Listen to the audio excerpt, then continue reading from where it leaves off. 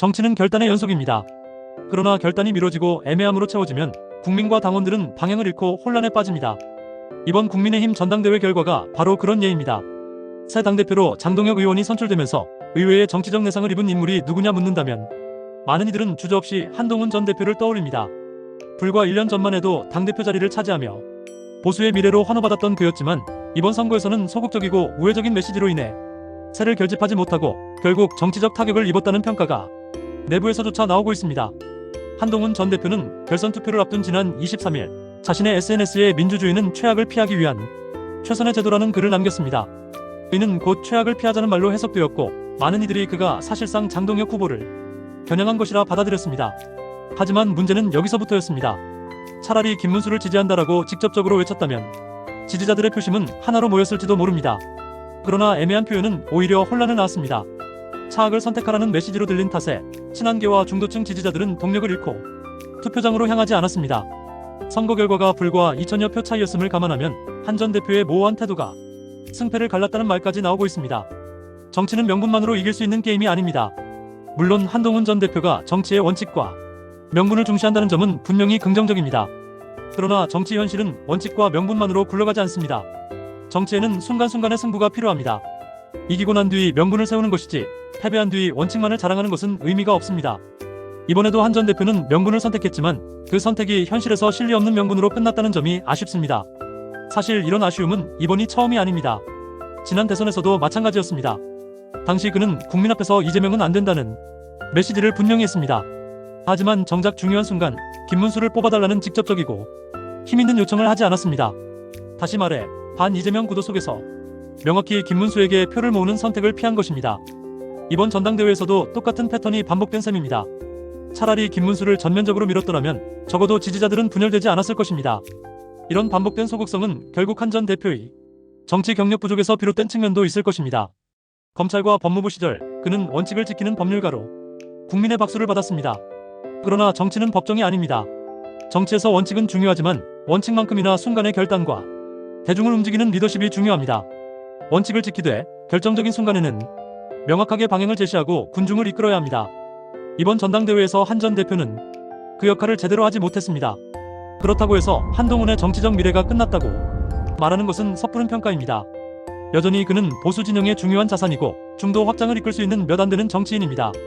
국민의힘 내에서든 아니면 새로운 정치 세력의 중심으로서든 한동훈이라는 이름은 여전히 영향력을 갖고 있습니다. 다만 이번 일을 계기로 그는 분명히 배워야 할 것이 있습니다. 바로 과감한 결단력입니다. 정치는 기다려주는 사람이 없습니다. 이번 전당대회 이후 국민의힘은 다시 윤호겐이라는 구호를 외치며 친윤 세력으로 회귀하고 있습니다. 장동혁 대표의 당선은 곧 친윤계의 재부상으로 이어질 것이고 이는 곧 친한계와 한동훈의 입지를 좁히는 결과로 이어질 수 있습니다. 장 대표는 선출 직후부터 찬탄파에 대한 숙청을 언급하며 단일 대우를 강조했습니다.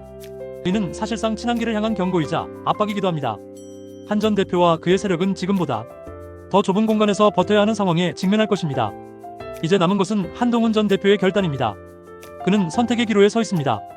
인내하며 때를 기다리며 국민의힘 내부에서 다시 기회를 노릴 것인가 아니면 새로운 보수를 위해 독자적 창당이라는 길을 걸을 것인가. 아직까지 그는 공식적인 발언을 하지 않고 있습니다. 하지만 그의 침묵은 곧 깊은 고민의 시간이자 전략의 모색일 것입니다.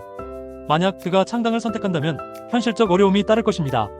김용남 전 의원이 지적했듯 DJ, YS, JP급의 거물 정치인이 아니면 정당 창당과 정치 세력화를 통해 성공하기 어렵다는 평가도 존재합니다. 그러나 지금 대한민국 정치 현실은 기존 양당 체제에 대한 피로와 환멸이 쌓이고 있습니다. 중도와 청년층은 기존 양당에서 희망을 찾지 못하고 있습니다. 그렇다면 새로운 보수의 깃발을 드는 것이 결코 불가능한 선택은 아닙니다. 오히려 보수 재건의 불씨를 살리는 선택이 될 수도 있습니다.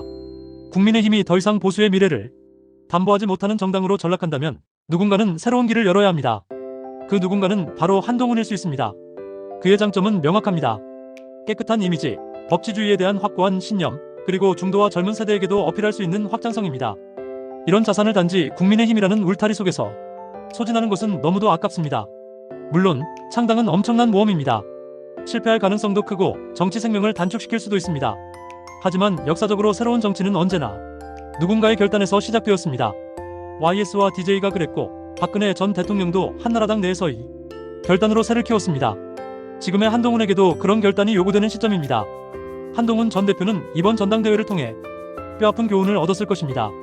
애매한 메시지는 군중을 움직이지 못한다는 것, 명분만으로는 승리를 가져올 수 없다는 것, 그리고 정치적 순간에는 원칙보다 결단이 필요하다는 것을요. 이제 그 교훈을 바탕으로 더 강한 리더십을 보여주어야 합니다.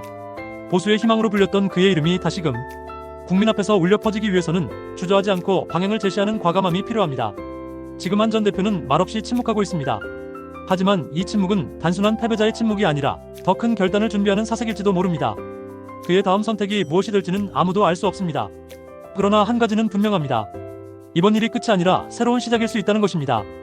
국민은 여전히 그에게 기대를 걸고 있습니다. 따라서 이 글을 마무리하며 묻고 싶습니다. 한동훈 전 대표는 인내하며 기다릴 것입니까? 아니면 새로운 보수를 위해 결단할 것입니까? 개인적으로는 그가 새로운 보수의 길을 택하기를 바랍니다. 대한민국의 미래 보수를 위해, 그리고 지쳐버린 국민에게 희망을 주기 위해 한동훈의 창강 결단이 필요합니다.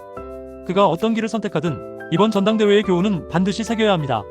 정치는 애매함이 아니라 명확한 결단과 용기로 움직인다는 사실을 말입니다.